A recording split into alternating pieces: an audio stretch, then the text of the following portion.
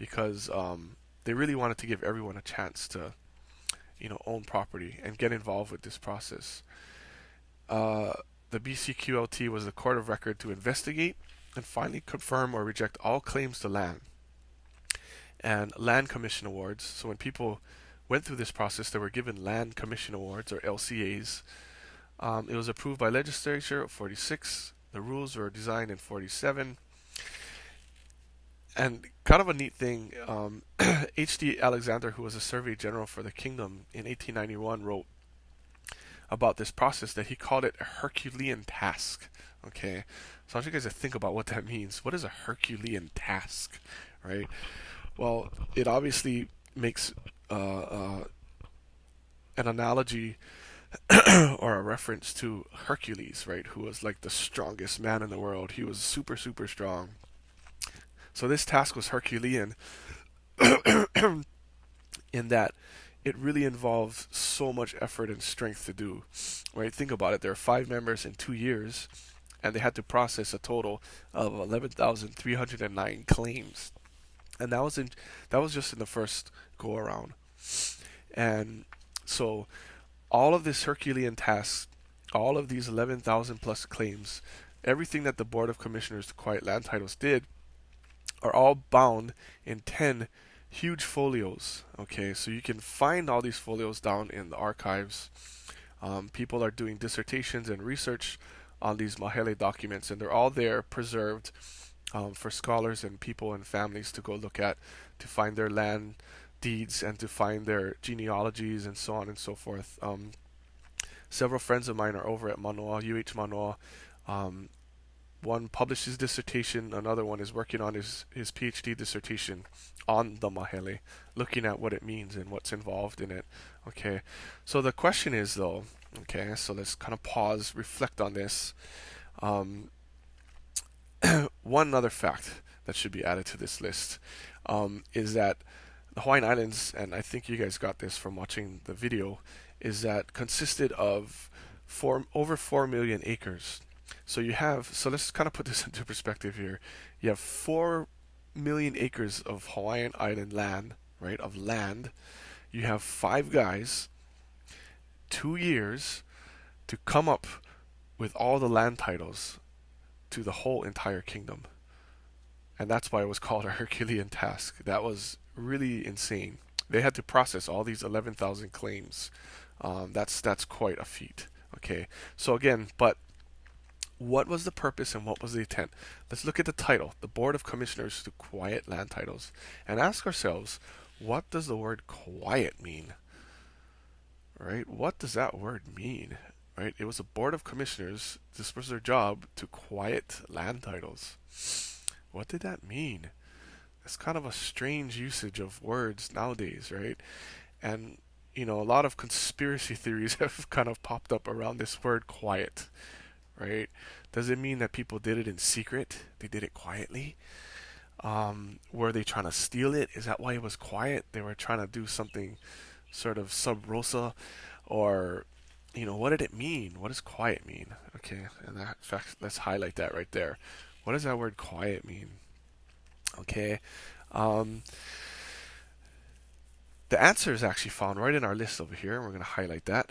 Boom. Okay, the answer is found right here, because the Board of Commissioners to Quiet Land Titles was a court of record. It was to investigate and finally confirm all claims. Okay, and what that means is that, think about all these 11,309 claims, and there were more people, and all of these people were sort of making noise. Hey, I want to own land. Hey, I have title to land. And I'm going to come forward and show you my documents. So as they were sort of making noise, the commissioner's job was to quiet them all down by reassuring them and assigning them title. Okay, so it's to quiet it, which means it's to give an answer to it. It's to provide a justification and make it permanent, to quiet it.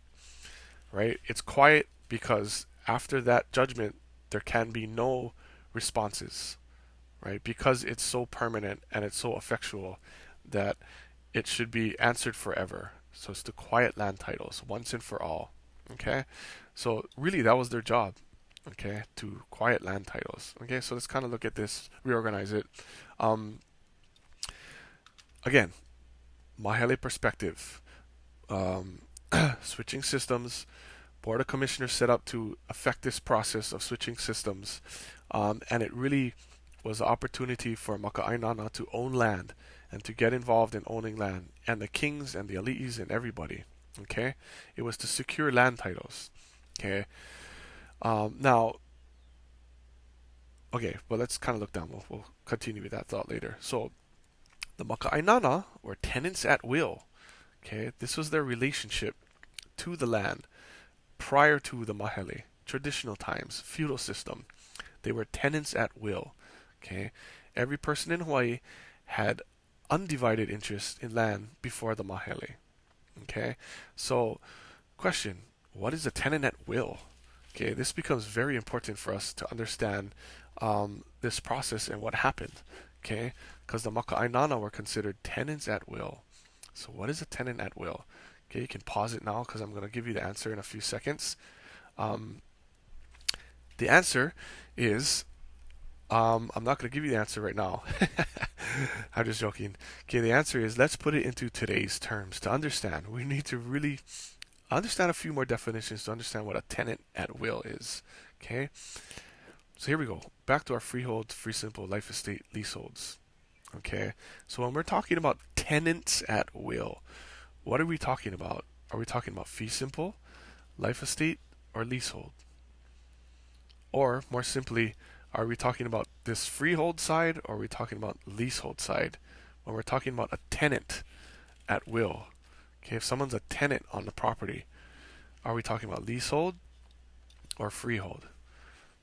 Okay, and if you answered leasehold, you're correct.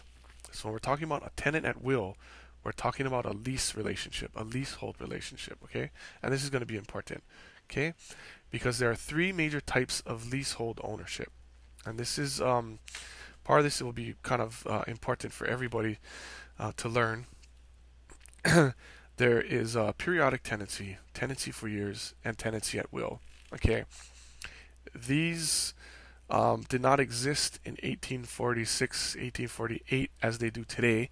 And so, I am giving you today's terms, today's real estate terms to sort of help you understand it.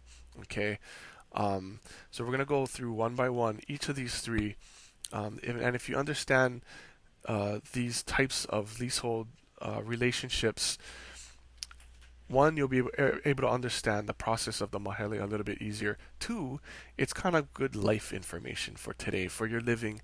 I think it'll really benefit everyone just to hear this, as far as, the fact that, again, everyone lives in a house. Everyone's either lives at home or is going to go rent somewhere or own. And if you understand this, I think everyone will be a little bit better off. Okay, it's just practical information. Okay, so leasehold, again, the definition up there. Limited duration, created by lease or rental agreements, which provides contractual rights to both parties. That's kind of important. Okay, but before we get into that, some terms. Okay, actually, it's easier or better if you think about these in terms of roles. Actually, these are roles. Okay, so two roles. We're gonna end up with four different roles. Okay, landlord and tenant. These are roles. Think about an opera or think about a play, right? These are the different roles that are playing, and each role has a character, and each character has different attributes to them. So the landlord or the lessor, right, has title to the property, is due consideration, and we'll define that for you. So bookmark that, and reversionary interest.